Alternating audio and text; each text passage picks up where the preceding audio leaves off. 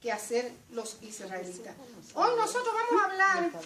No, ya estamos. Ah, bueno, así que Dios bendiga a los hermanos que están aquí conectándose, los que se van a conectar, bueno, cuando se conecten, ¿verdad que sí? Los que no se conectan ahora, porque se conectan después, se conectan el año que viene, cuando se conecten, hermano. Que Dios los bendiga, ¿verdad? Estamos en victoria, estamos en pie y estamos en victoria. Hoy vamos a hablar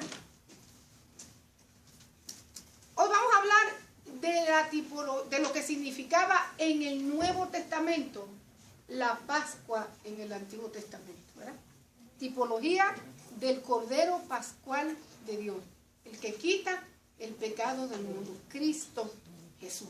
Y vamos a hablar de una celebración que nosotros conocemos mucho, por lo menos nosotros los cristianos, conocemos. Que no participamos, eso es otra cosa. Pero yo espero que en esta lección hoy nosotros podamos aprender a dejar el miedo de participar en la cena del Señor. ¿Por qué? Porque es un mandamiento de Cristo para su iglesia. Y yo entiendo que mucha gente dice, ay, es que no estoy preparada. Entonces yo digo, si no estamos preparados para participar de la cena del Señor, ¿cómo vamos a estar preparados para ir al cielo? Es una cosa, aunque debe decir una cosa, debemos hacerlo porque es un tiempo de comunión de Cristo con su iglesia. No tenemos por qué tener miedo, no tenemos por qué rechazarlo, hermano. Aún fíjense lo que les voy a decir más adelante, si tenemos tiempo lo vamos a estudiar. Aún si nosotros estuviéramos cometiendo una falta porque no somos perfectos, hermano, se nos da la oportunidad de venir delante del Señor, de examinarnos, de corregirnos, de pedir perdón y poder participar de la cena del Señor. No es motivo para que el cristiano salga corriendo, porque es uno de los servicios más olvidados y más extrañados y más abandonados de la congregación, hermano. Se dice, vamos a participar de la cena del Señor, y la iglesia brilla por su ausencia. Brilla por su ausencia, cuando debe ser un tiempo en que la iglesia debe reunirse. Claro, debe reunirse siempre que tenemos servicio al Señor, pero al participar de la cena del Señor debe ser un motivo de gozo para nosotros, decir, me voy a preparar, voy a participar de la cena del Señor, porque es una invitación que Dios le está haciendo a la iglesia.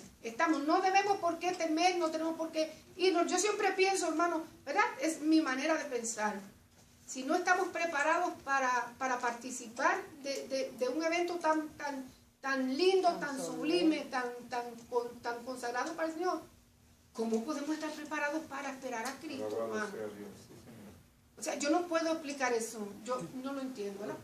Usted me perdona. Hablamos entonces de la Pascua en el Nuevo Testamento. Y vamos a usar entonces como base Lucas 22.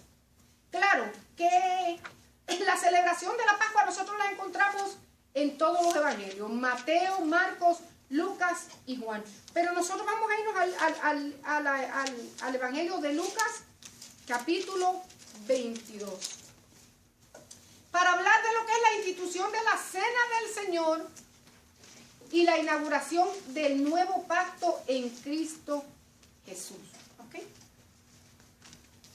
Fue la cena como la conocemos. Mire, es el rito y celebración de la adoración cristiana que reciben diversos nombres porque hay en distintos lugares, en distintas congregaciones le llaman de distintas maneras. Le podemos llamar la comunión, la Santa Cena, la mesa del Señor, el sacramento divino, el partimiento del pan y la cena. Ya dije la cena del Señor, ¿verdad que sí?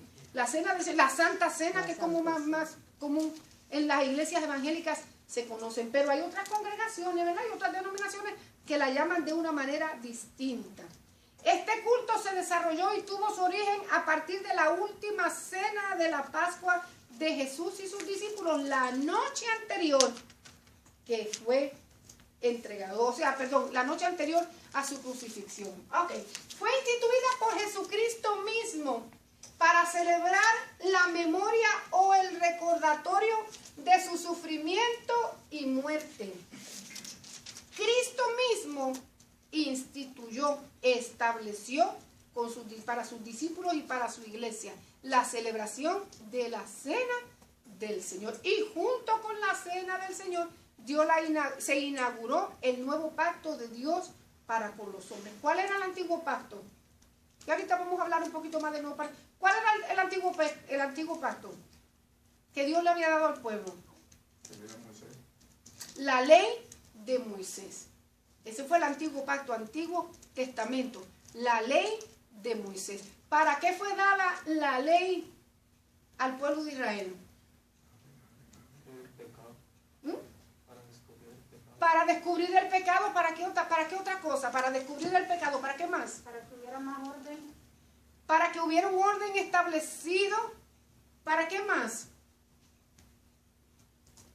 ¿Para qué? ¿Para qué más fue dada la antigua ley? Hace como 2 semestres atrás que nosotros hablamos de la ley, para que fue instituida. La ley fue el ayo que le enseñó a los hombres que ningún hombre podía vivir por sí mismo agradando al Señor. La ley fue dada para mostrarle al hombre su pecado.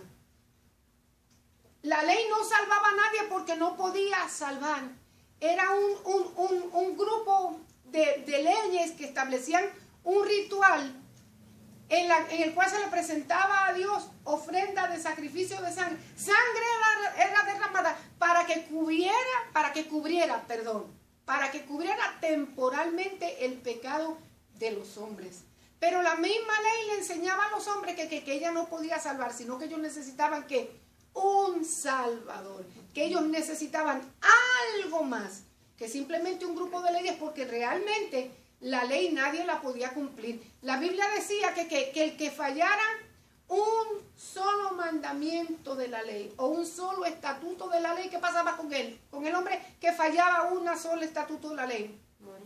Se hacía acreedor de pecados de haber fallado en toda la ley. Entonces, la ley no podía acercar a nadie a Dios buscando su perdón. Si era cubierto temporalmente, yo no quiero que me vayan a entender que en el Antiguo Testamento no había gente que caminaba con Dios, porque en el Antiguo Testamento había gente que caminaba con Dios, que le servía, que le seguía, que llevaba a cabo los rituales, pero entendía que eso no era suficiente. Un ritual no era suficiente para poder cumplir las expectativas y las demandas del Señor. Que Dios lo que quería era, ¿qué es lo que Dios demanda del hombre? Que le sirva como con un corazón contrito y humillado. Eso es lo que Dios quiere de los hombres. Había gente en el Antiguo Testamento que le servía a Dios de todo su corazón, con corazón humillado, entregado, pero tenía que pasar por los rituales porque Dios lo había establecido. ¿Ya? Por ejemplo, nosotros tenemos a David. David cometió un sinnúmero de faltas y cometió pecados que era digno de muerte, pero tenía un corazón que sabía mover a Dios en humillación, en dolor, en tristeza, en angustia, en arrepentimiento. Y Dios que no era que pasaba por alto el pecado de David, porque las consecuencias las llevaba. Pero esa humillación de David movía a Dios a perdonarlo. Porque es la gracia y la misericordia del Señor. ¿Había gracia en el Antiguo Testamento? Sí había gracia porque hombres se acercaron al Señor. Pero no había sido manifestado Cristo Jesús todavía, el dador de la gracia para todos los hombres. ¿Me explico? Entonces, la ley fue dada para enseñarle al hombre que su pecado, para descubrir el pecado del corazón del hombre, y que era necesario que buscara otra forma de acercarte al Señor. Y de hecho, todo el Antiguo Testamento apuntaba al sacrificio de Cristo en la cruz del Calvario. Ok, la ley. Vamos aquí entonces a Lucas capítulo... ¿Qué capítulo dije? 22. Capítulo 22.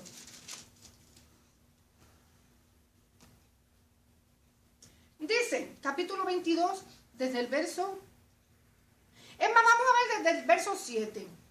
Dice, llegó el día de los panes sin levadura. La semana pasada nosotros estamos hablando que Jesús descendió a Jerusalén para celebrar la Pascua, igual que cualquier otro judío, porque él cumplió la ley a cabalidad. ¿Están?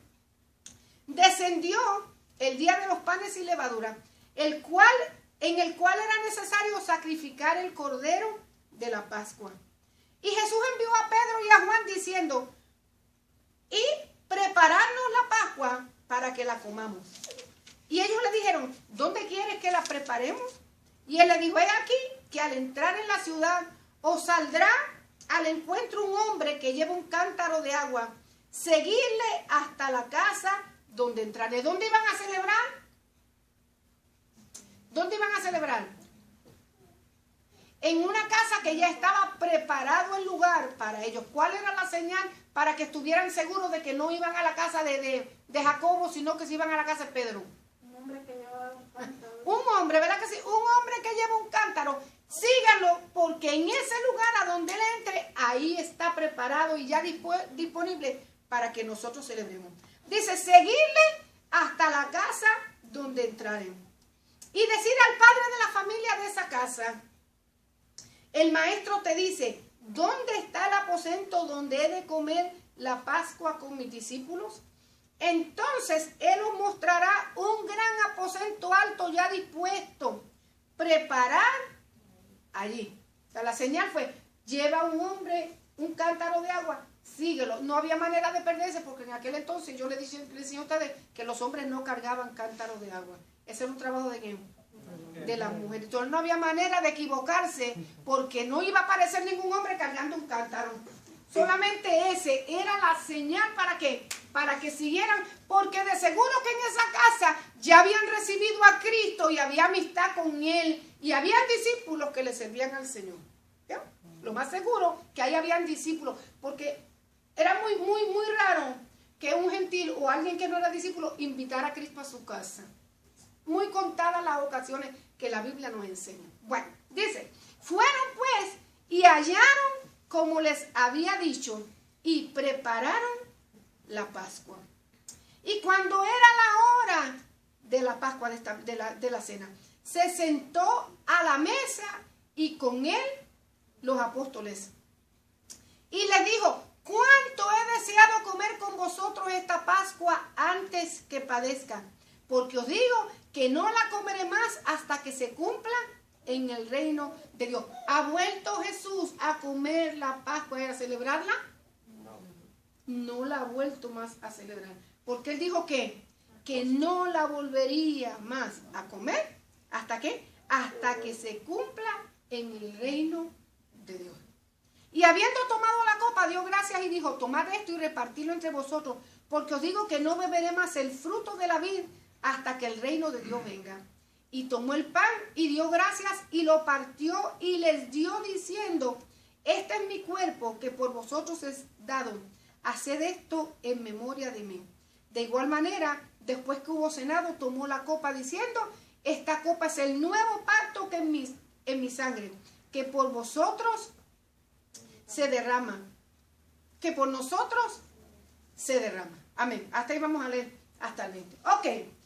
Entonces, la cena del Señor fue instituida por Jesucristo mismo para celebrar la memoria y recordatorio de su sufrimiento y de su muerte. Es una ordenanza para la iglesia, pero no un medio de salvación. Nadie puede ser salvo solamente porque participa de la cena del Señor. No, nosotros participamos de la cena del Señor, ¿por qué? Mandato. Porque somos salvos. Es un mandato del Señor. Participamos de ella porque somos salvos. No participamos de ella para ser salvos. ¿Me explico, verdad? Un cristiano que no participe de la cena del Señor no quiere decir que se va a perder, que su alma se va a ir rumbo al infierno porque no participó. Es un mandato para Dios. ¿Cómo le va a responder? Bueno, allá él con el Señor, ¿cómo le va a responder? Dios. Pero no es un medio de salvación. El único medio de salvación para los hombres es la fe en Jesucristo, que es el único que puede salvar. De hecho, las Escrituras nos enseñan a nosotros que no hay ningún ritual que nos pueda a nosotros salvar. No hay absolutamente nada que podamos hacer para ser salvos. Lo único que tenemos que hacer es que confesar nuestros pecados y recibir a Jesucristo como nuestro único y suficiente Salvador. Pero una vez que ya nosotros nos convertimos en discípulos, comenzamos a participar de una vida nueva y a caminar de una manera distinta, que tampoco es un ritual para salvación, sino que es una manifestación de nuestra nueva vida en Cristo. Porque si somos cristianos, tenemos que caminar nueva vida. ¿Vio? Si somos cristianos, tenemos que caminar en una nueva vida. No podemos vivir como por la vieja lavadura. Tenemos que empezar a vivir una vida nueva en Cristo Jesús. Ok. Hay unos aspectos esenciales de la Pascua o la Cena del Señor. Ya no le llamamos Pascua. Ya no le llamamos Pascua porque Pascua se le llamaba en el Antiguo Testamento. El Cordero Pascual fue Cristo Jesús. Ya no le llamamos Pascua. Estoy buscando mi marcador. Ya no le llamamos Pascua, le llamamos Cena del Señor o la comunión con el Señor o la Santa Cena. ¿Verdad que sí? Ya Pascua no se llama porque Cristo fue el Cordero de Dios para quitar el pecado del mundo. Pero hasta ese momento, hasta que Cristo murió, sí se celebraba la Pascua. Ok, vamos a ver. Primero, es un acto de comunión con el Señor y su iglesia. ¿Qué quiere decir comunión? Intimidad. Intimidad, ¿qué más? Aquí. Intimidad, ¿qué más? Comunión. Esta cercanía con el Señor. Cercanía con el Señor. ¿Qué más? Intimidad, cercanía. ¿Qué otra cosa? Tener una relación. Unidad con Cristo y con la iglesia. La cena del Señor, lo primero que nosotros vamos a entender que es un acto de comunión con el Señor y su iglesia. ¿Qué fue lo que dijo el Señor cuando ya llegó el momento de ellos sentarse a la mesa? ¿Cuánto he deseado comer con vosotros esta Pascua antes que padezca? Quiere decir que Jesús ya sabía que estaba viviendo las últimas horas en esta tierra y anheló, deseó tener comunión con sus hijos. Cuando yo participo de la cena del Señor, estoy teniendo comunión ¿con quién? Con el Señor que anhela. ¿Usted ha anhelado alguna vez tener comunión con alguien? Sí, yo sé que muchas veces tiene, ¿verdad?, el deseo al contrario, no, ¿alguna vez ha tenido un deseo vehemente de estar con alguien? ¿De tener comunicación con alguien? ¿De desear mirar y estar con alguien? Ay, no nos vamos a volar la mente, o yo por si acaso, de ni aquí ni allá. Lo que estoy hablando es tener comunicación, tener unidad. ¿Alguna vez ha deseado con todo su corazón estar en la casa del Señor y tener comunión con la iglesia? Todo el mundo en silencio sepulcral. Santísimo, no hay nadie que diga que sí. No hay nadie que diga que sí, hermano. Un acto de comunión es de unidad, de compartir, de estar juntos, de celebrar juntos, hermano.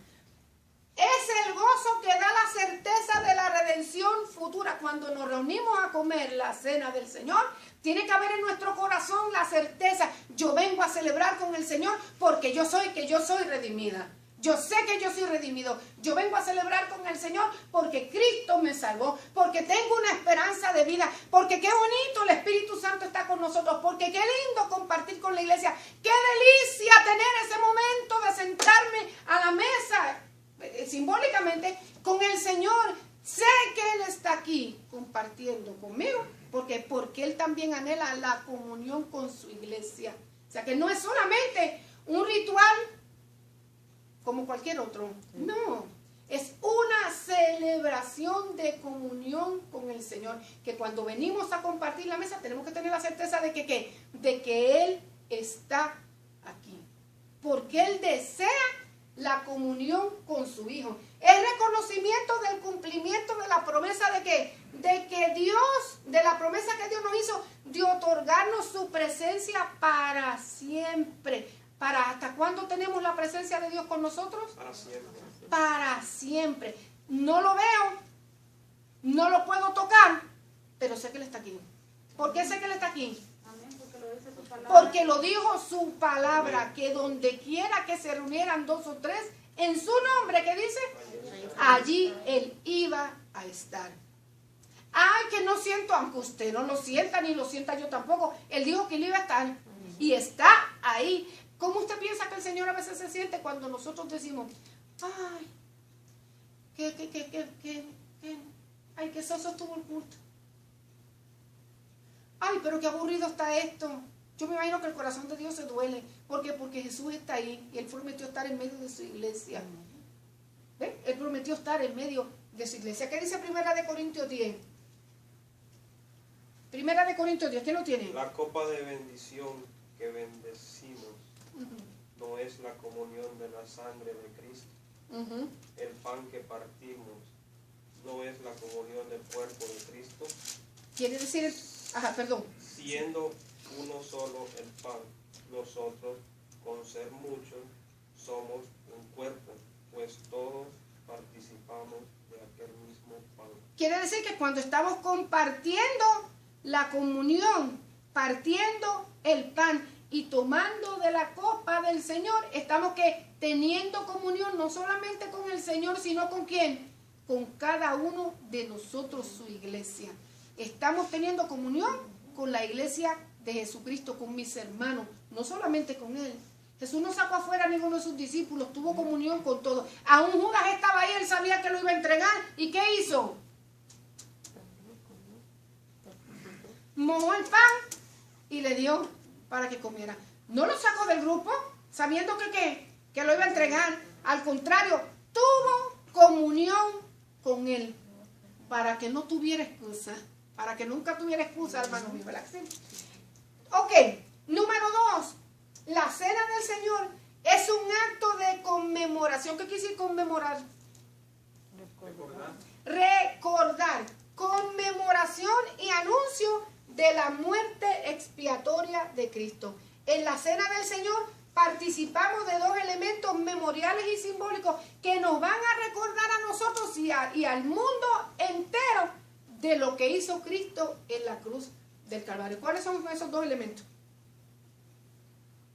¿Quién se acuerda de los dos elementos que nosotros participamos en la cena del Señor?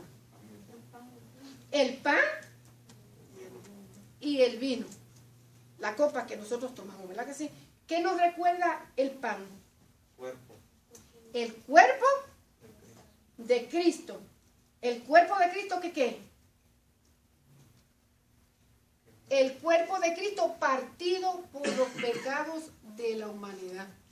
Cuando tomamos el pan y participamos de él, estamos diciéndole al mundo, el cuerpo de Cristo fue estropeado, fue partido, fue lastimado, fue lacerado, fue crucificado para cubrir los pecados de todo el mundo, de todas las generaciones, las pasadas, las presentes y las futuras. Eso es un testimonio que le damos al mundo de lo que nosotros estamos haciendo. Estamos recordando lo que el Señor hizo por nosotros. Y cuando tomamos el vino, símbolo de ¿qué? De la sangre derramada por el Señor para el establecimiento del nuevo pacto de Dios para con los hombres. ¿Qué dice aquí?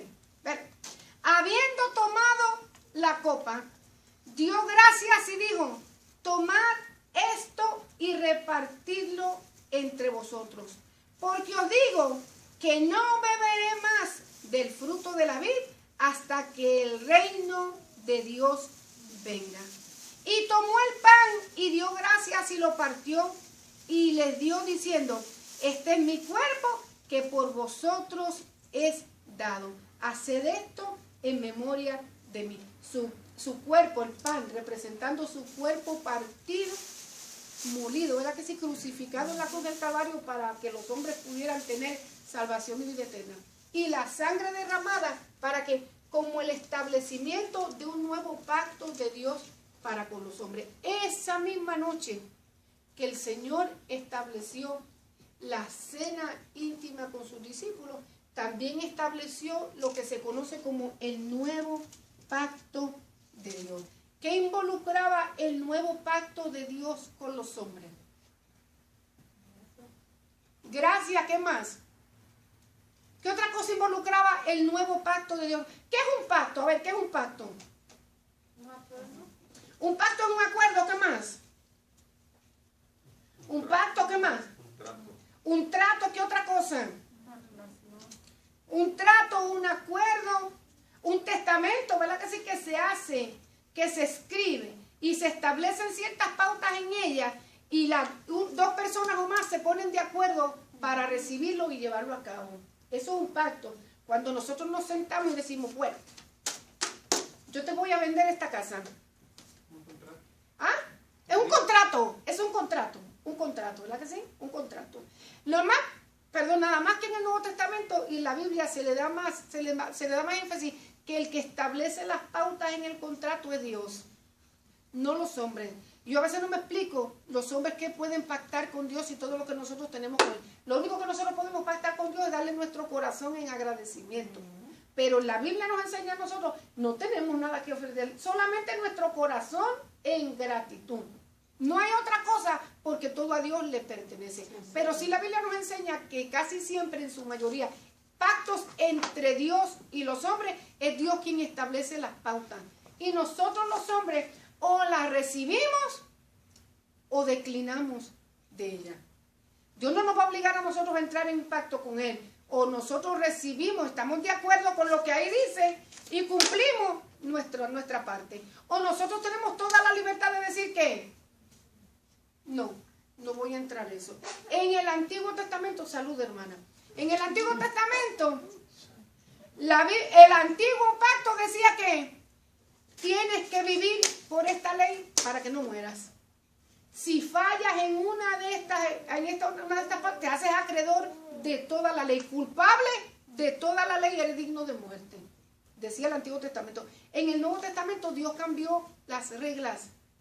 No porque Dios tuviera otro pensamiento, sino porque ya ese nuevo pacto estaba establecido desde antes de la fundación del mundo. ¿Qué fue lo que Dios estableció en el nuevo pacto?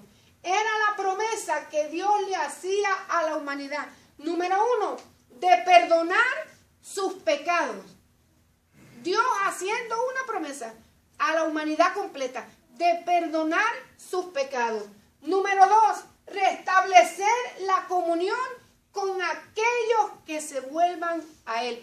¿Tiene oportunidad todo el mundo de entrar en este pacto con Dios?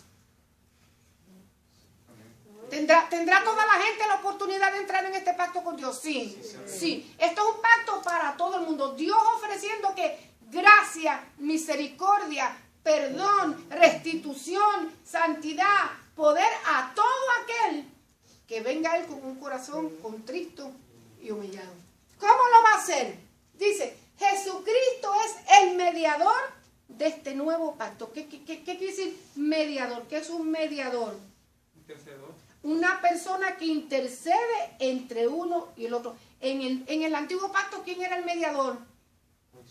Moisés, ¿verdad que si Dios le dio a Moisés la ley y Moisés se la dio al pueblo? En el Nuevo Testamento, el mediador de este nuevo pacto se llama Jesucristo, el Hijo del Dios viviente. No hay otro que pueda ser mediador de este nuevo pacto, solamente Cristo. Y Dios lo ofrece a todo aquel que quiera venir a Él con un corazón contrito, humillado. Jesucristo es el mediador y su muerte en la cruz garantiza la vida eterna a todo aquel que cree. ¿Qué garantiza el nuevo pacto en Cristo Jesús establecido por el derramamiento de su sangre? Vida eterna. Vida eterna a todo aquel que cree. Perdón de pecados. ¿Qué más? Restitución de la comunión de Él con Dios y vida eterna en Cristo Jesús. Y por supuesto, todos los demás beneficios que conllevan el nosotros aceptar a Cristo como nuestro Salvador. Vida eterna. Dígame, aparte de la vida eterna, ¿qué más recibimos cuando venimos a Cristo? Primeramente, perdón. Perdón de nuestros pecados. ¿Y qué otro beneficio? Perdón, vida eterna, Amor. amor, ¿qué otra cosa? Hijo de Dios. Paz, ¿qué más? Hijo de Dios. Seres llamados hijos de Dios, ¿qué más? Salud. Salud, porque en Cristo hay salud. Aunque a veces no lo creemos mucho.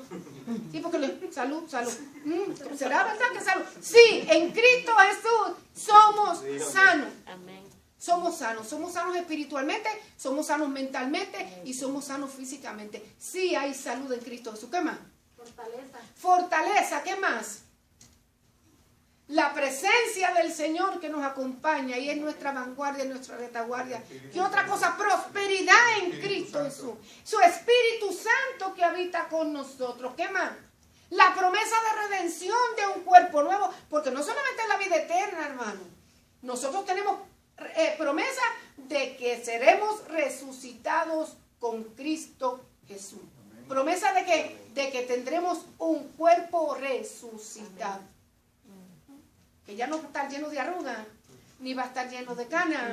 ¿Verdad que no? Un cuerpo perfecto para poder vivir toda la eternidad con nuestro Señor.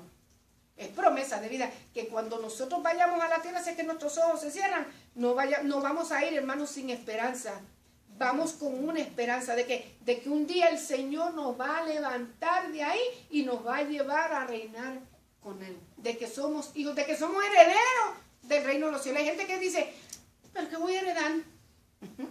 ¿Y qué es lo que Cristo tiene que me va a dar a mí? Oiga, mi hermano, porque hay cristianos que son terribles. Hay cristianos que son tremendos. ¿Y qué va a dar? ¿Qué es lo que va a heredar Cristo? ¿Qué me va a dar a mí? Pues si no ha ido allá, no ha ido para saber qué le va a dar. Ah, bueno. La herencia.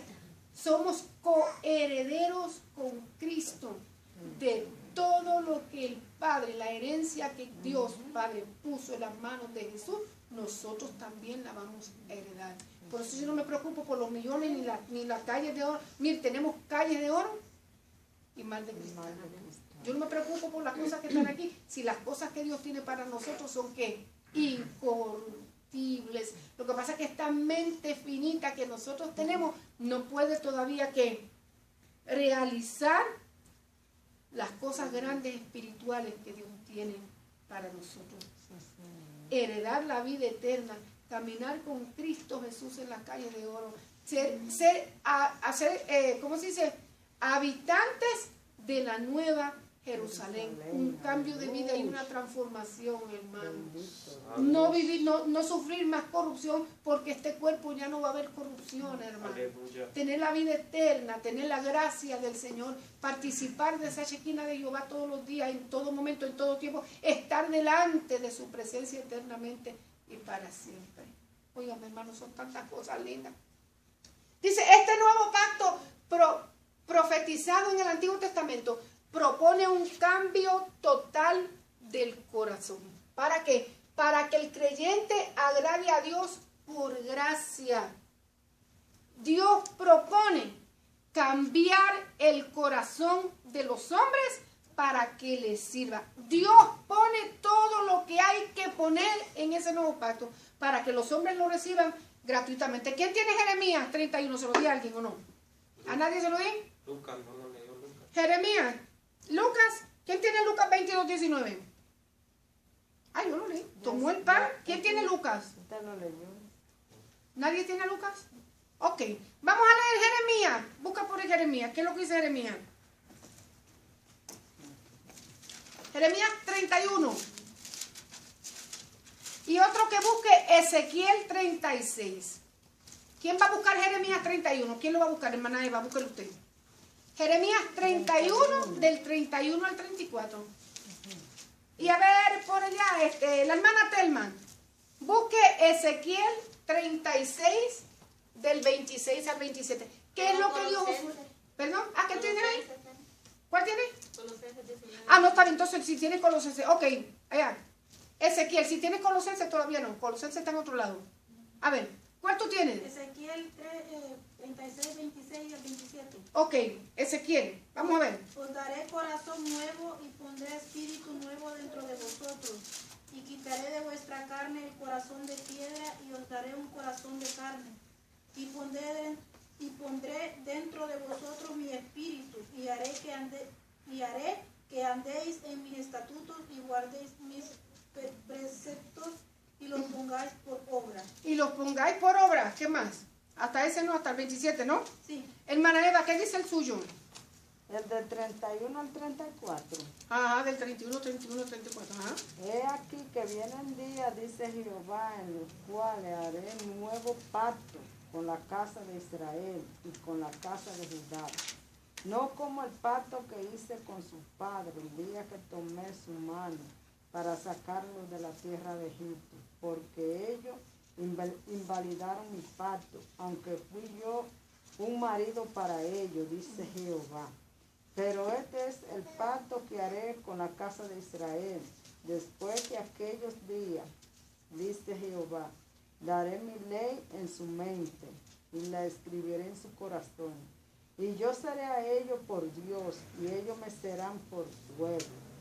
Y no enseñará más ninguno a su prójimo, ni ninguno a su hermano, diciendo, conoce a Jehová, porque todos me conocerán, desde el más pequeño de ellos hasta el más grande, dice Jehová, porque perdonaré la maldad de ellos y no me acordaré más de su pecado. Entonces, en los dos capítulos que nosotros estamos leyendo, Dios habla acerca del nuevo pacto que Él en el futuro va a proponer, que Él va a establecer. ¿Qué cosa nos ofrece ese nuevo pacto? Número 1, un nuevo corazón. Le voy a dar un nuevo corazón. ¿Para qué? ¿Un nuevo corazón para qué? Porque el mío está viejo y me va a dar un hasta allá mismo. ¿Un nuevo corazón para qué? ¿Para qué? ¿Para qué Dios le ofrece un nuevo corazón al hombre? Para que le sirva. Ahí lo leímos. Para que le sirva. Para que le busque. Para que se consagre ante su presencia. Eso tiene que venir de Dios. Porque el corazón del hombre, ¿qué? El corazón del hombre es perverso. Y está lleno de maldad. Y está lleno de iniquidad. Entonces Dios dice, el corazón del hombre es perverso, está lleno de maldad y de iniquidad. Entonces cuando ellos entren en ese pacto conmigo, lo primero que voy a hacer es darle un nuevo corazón. Porque tiene que ser cambiado, porque tiene que ser transformado. Porque un corazón que no ha sido transformado no puede agradar al Señor. Para poder buscarle a Dios, lo primero que tiene que haber es que un cambio de corazón. ¿Cómo yo sé si he nacido de nuevo? Si mi corazón ha sido transformado. Si comienzo a caminar de una forma distinta, si comienzo a sentir de una forma distinta, si comienzo a obedecer y a obedecer los estatutos de Dios y a ponerlos por obra, yo estoy cambiando. Estoy dando fruto. Lo primero que Dios hace es que transformar el corazón, porque si no transforma el corazón, no puede que ese hombre y esa mujer, ese ser humano, agradar al Señor. Tiene que haber una transformación. Lo segundo que dice, le daré un espíritu nuevo. Pondré espíritu nuevo dentro de vosotros. El Espíritu Santo, Dios lo envía a morar dentro de la vida del creyente. ¿Cómo yo sé que soy hija de Dios? Por el testimonio del Espíritu Santo dentro de mi corazón. El Espíritu Santo mora en el creyente, lo guía a toda verdad y a toda justicia. ¿Por qué tenemos que cultivar la presencia del Espíritu Santo en nosotros? Mantener la llama viva de Él, porque Él nos guía a la presencia. Entonces, fíjense, nos guía en nuestra forma de vivir, nos guía hasta en nuestra oración. ¿Cómo vamos a orar? No sabemos, pero la Biblia dice que el Espíritu Santo nos guía. Es menester que el creyente que busque la comunión todos los días con el Espíritu Santo, porque el Espíritu Santo es el que nos lleva, nos acerca al Señor. Voy a poner espíritu nuevo dentro de vosotros. Y no solamente voy a poner, quitaré de vuestra carne el corazón de piedra. Una transformación completa. Viene del Señor. Pone un espíritu nuevo. Pone una verdadera santidad en nosotros. ¿Por qué? Porque el Espíritu nos guía a través de la palabra, para que por la palabra nosotros seamos limpiados de todo pecado y de toda iniquidad. Nosotros no nos podemos santificar a nosotros mismos, pero sí podemos pedirle al Señor que nos guíe en su palabra para que seamos santificados todos los días. Somos santos porque la gracia de Dios está en nosotros y su Espíritu habita, porque Dios dice que somos santos.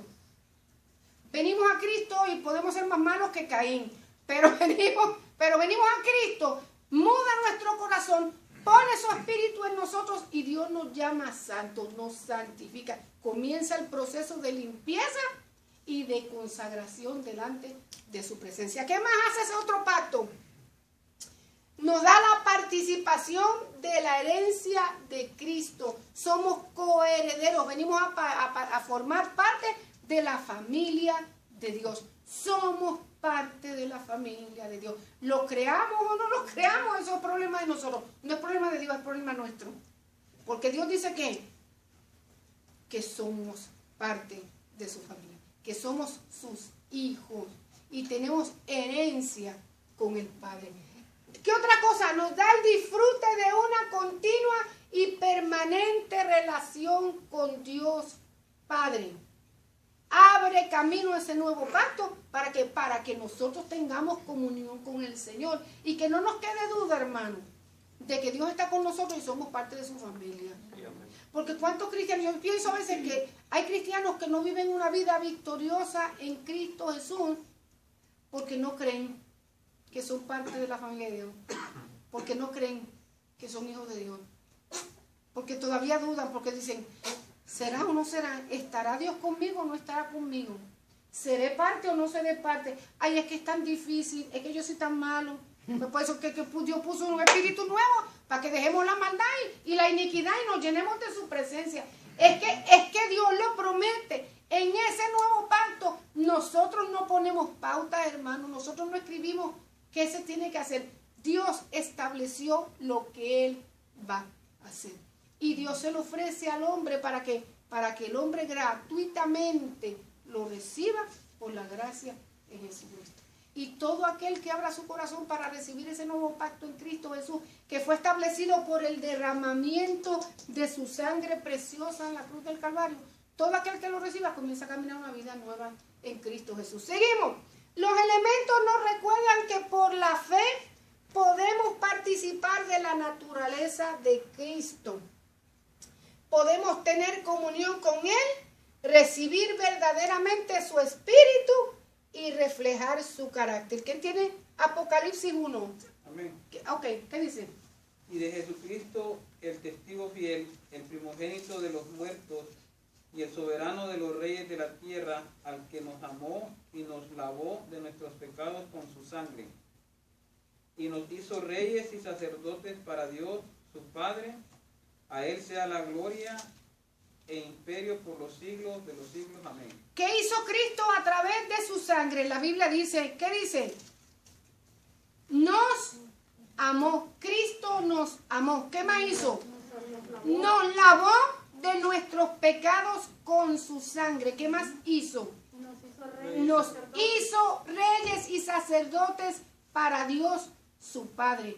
Yo lo tengo que creer porque ahí lo dice. Que me amó, murió por mí porque me amó. Con su sangre me limpió de mis pecados pasados, de mis pecados presentes y de mis pecados futuros, porque esto es un proceso de cambio y vamos a seguir, porque somos seres humanos.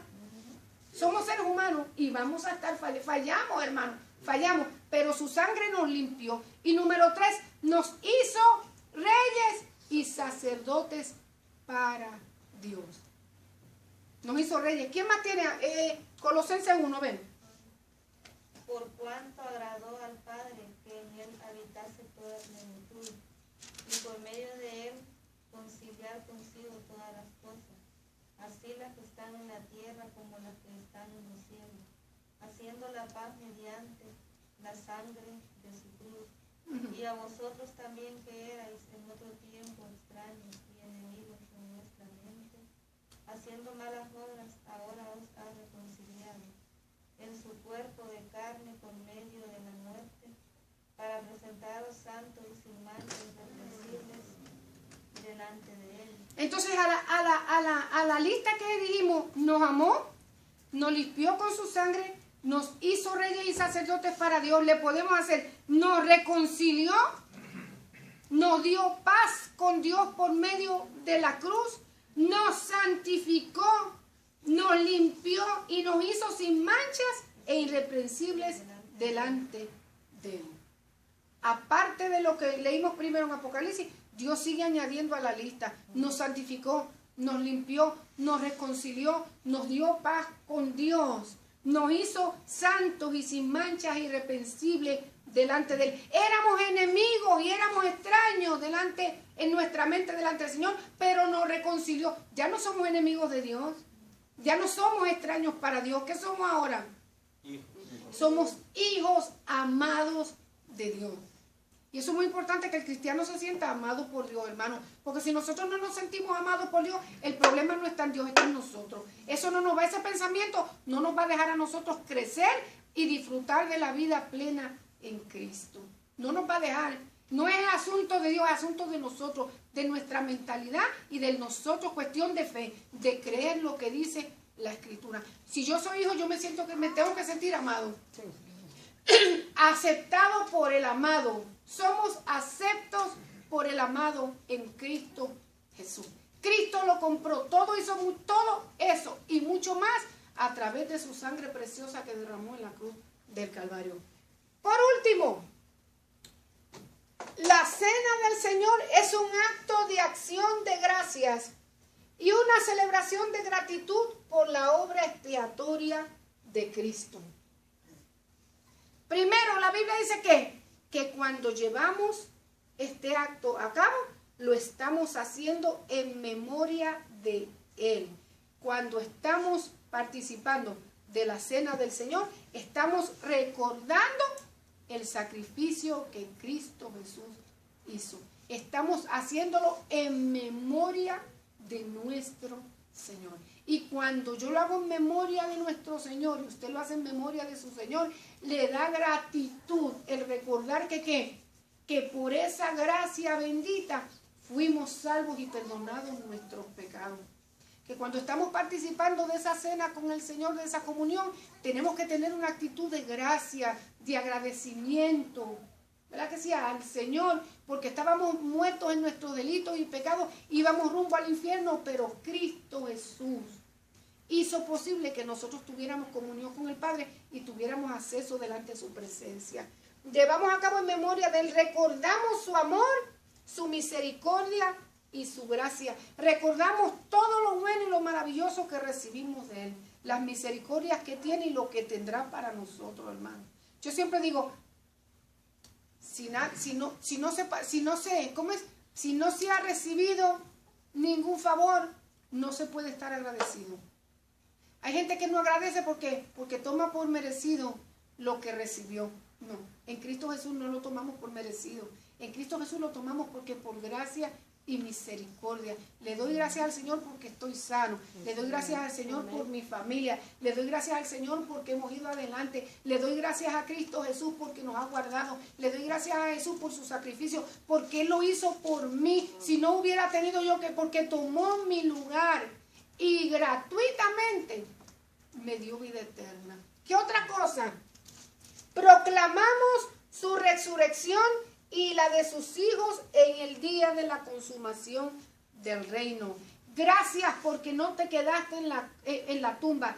Gracias porque el Padre te resucitó. A Dios le agradó tu vida y te resucitó. Y eso es una señal para mí de que un día yo también voy a resucitar. Y voy a participar de las glorias venideras porque tú lo hiciste por mí. ¿Quién tiene 1 Corintios? A ver. Lo último, perdón. Es una invitación a la comunión y al arrepentimiento. 1 Corintios. Vamos a ver si en estos 10 minutos me dan la oportunidad. Así pues, todas las veces que comieres este pan y bebieres esta copa, la muerte del Señor anunciáis hasta que Él venga. De manera que cualquiera que comiere este pan o bebiere esta copa del Señor indignamente será culpable del cuerpo y de la sangre del Señor. Por tanto, pruébese cada uno a sí mismo y coma así del pan y beba de la copa, porque el que come y bebe indignamente sin discernir el cuerpo del Señor, juicio come y bebe para sí. ¿Dónde estás? ¿En qué verso? De ahí del 29. Porque el que come, bebe indignamente sin discernir juicio, come y bebe para sí. Lo último que nosotros vamos a aprender de los aspectos esenciales de la Cena del Señor es que la Cena del Señor es una invitación al arrepentimiento. Cuando comencé la clase dije que había muchos cristianos que no querían y que no participaban de la Cena del Señor. Y tal vez no participan porque desconocen el significado de la cena. No participan tal vez porque están fallándole al Señor y piensan que el pecado que están haciendo es tan grande que es imperdonable. Tal vez no le prestan atención porque no les llama la atención participar de un acto de comunión con Cristo y su iglesia. Pero si el caso es, hermano, de que muchos cristianos han leído tal vez este versículo y piensan, oh no, pues yo no puedo participar, yo me siento indigno por lo que estoy haciendo, me siento indigno porque no vivo a la calidad o a la altura, o me siento indigno porque no doy la medida como creyente para poder participar de un acto tan consagrado y tan santo como este. Pero la Biblia dice que también uno de los aspectos esenciales que tiene la Cena del Señor es que Dios llama al arrepentimiento. Y llama al arrepentimiento no solamente al inconverso en su nuevo pacto ofreciendo vida eterna, sino que llama también a la iglesia a tener una comunión con Él. Este llamado no dice que no podemos venir, este llamado no dice que no podemos llegarnos, este llamado que dice, esta invitación a participar de la Cena del Señor, nos da a nosotros una respuesta para que nosotros podamos reflexionar en nuestra vida, pedir perdón y poder participar de este pacto con el Señor. Dice, cualquiera, las veces que comieres este pan y bebieres esta copa, la muerte del Señor anunciamos hasta que Él venga. De manera que cualquiera que comiera este pan o bebiera esta copa del Señor indignamente, será culpable del cuerpo y de la sangre del Señor. Cuando una persona participa indignamente de la Cena del Señor, cuando un creyente participa indignamente, yo pienso que cuando no lo hace pensando que es el cuerpo de Cristo y la sangre de Cristo, sino que lo hace como que es cualquier cosa que está comiendo.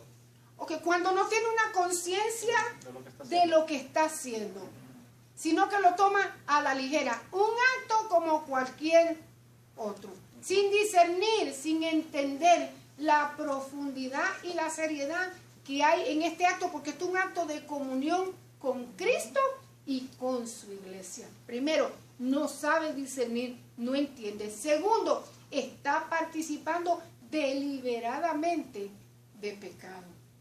Y cuando nosotros participamos deliberadamente, ¿qué quiere decir deliberadamente?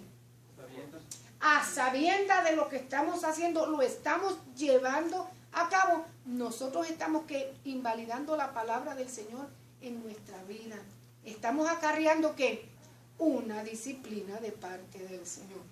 Porque una cosa es que nosotros cometamos pecados por ignorancia y otra cosa es que nosotros lo hagamos, ¿de qué forma? Deliberadamente. Y cuando ya lo hacemos deliberadamente, estamos haciendo ¿qué?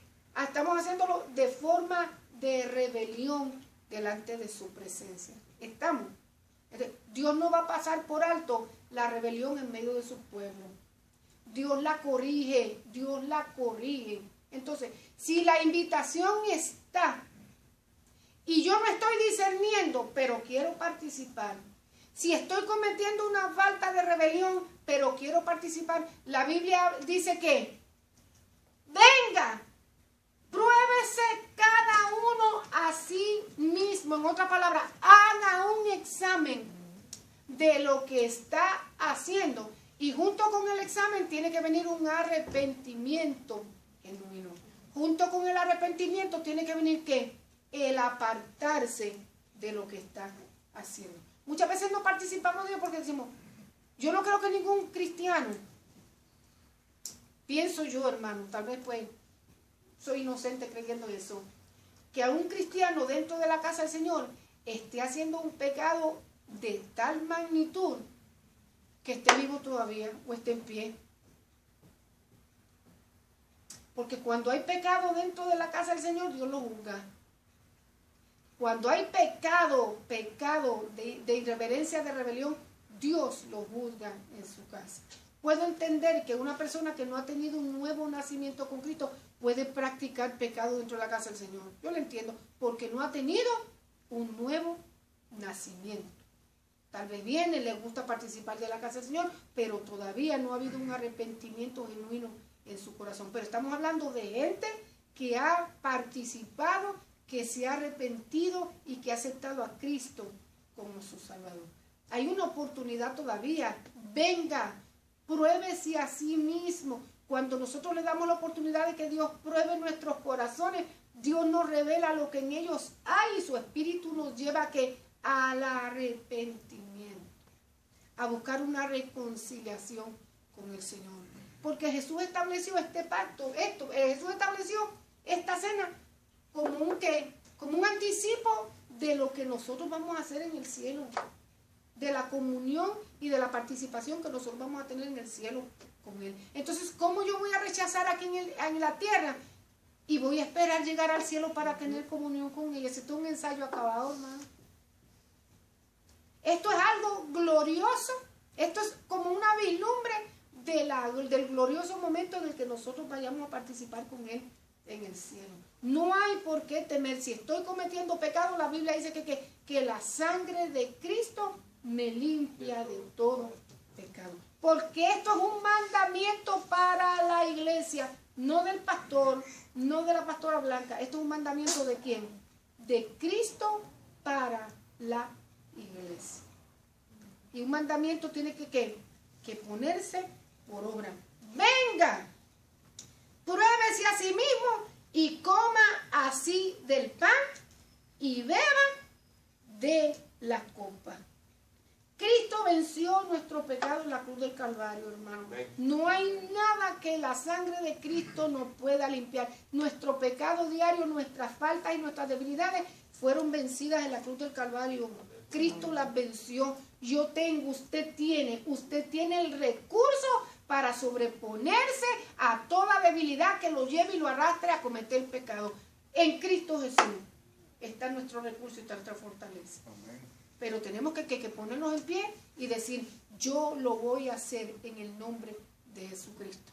Me voy a arrepentir, voy a pedir perdón y me voy a apartar de aquello que yo sé que a Dios le está desagradando y que no me está llevando a mí a tener una comunión íntima y perfecta con el Señor. Cuando nos reunamos, hermanos, a la cena del Señor, vengamos, no le tengamos miedo, no le demos la espalda, vengamos con gozo. Preparemos nuestro corazón. Es que desde el momento en que ya escuchamos el anuncio que vamos a tener un día de cena con el Señor, debemos preparar nuestros corazones. Gracias, Señor. Ese va a ser un tiempo de bendición. Ese va a ser un tiempo de sanidad. Ese va a ser un tiempo de comunión contigo. Me voy a levantar, voy a ser restaurada, voy a ser sanada. Mira, hermano mío, ¿sabe una cosa? Que cada vez que yo participo de la cena, Señor, se lo digo como testimonio. Y estoy participando del pan y de la cena, yo le pido al Señor sanidad. Sanidad física, sanidad espiritual, sanidad emocional, sanidad mental. Que te pueda servir en completa sanidad para la gloria y la honra de tu nombre. Yo no le digo a usted que pida lo mismo, pero a mí me ha sido de bendición. Me ha sido de bendición. No le tengamos miedo, no menospreciemos este momento tan lindo. Cristo lo instituyó y lo instituyó con su sangre preciosa para que nosotros tuviéramos vida y vida en abundancia. Amén. La semana que viene, perdón, se me olvidó. Hay alguien que se quedó con un versículo y no lo leyó. A ver, hermana Gaby, pero hermana Gaby no sé qué es el silencio. ¿Qué dice, hermana Gaby? Apocalipsis es Apocalipsis 7 hasta el 9, dice. ¿A dónde estamos? Apocalipsis 7, 19. Ah, ok. 19, Perdón. 7, hasta el 9. Mira qué lindo este verso. Ven, dale, hermana Gaby. Gocémonos y alegrémonos y demos De gloria. porque han llegado las bodas del Cordero y su esposa se ha preparado y ella se la ha concedido que se vista de lino fino, limpio y resplandeciente. resplandeciente, porque el lino fino es las acciones justas de los santos. Y el ángel me dijo, escribe, bienaventurados los que son